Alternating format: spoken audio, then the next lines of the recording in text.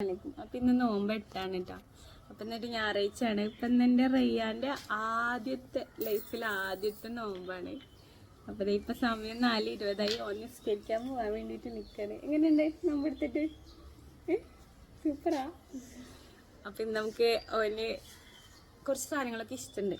അതൊക്കെ ഉണ്ടാക്കിയിട്ട് ഓന്റെ ഫസ്റ്റ് നോമ്പ് വരെ എങ്ങനെയുണ്ട് നോക്കാം.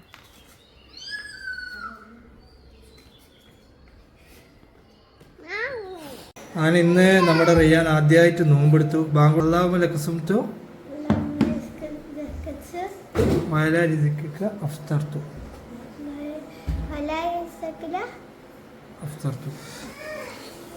അങ്ങനെ ജീവിതത്തിൽ ആദ്യമായിട്ട് നമ്മുടെ റിയാൻ നോമ്പെടുത്തു.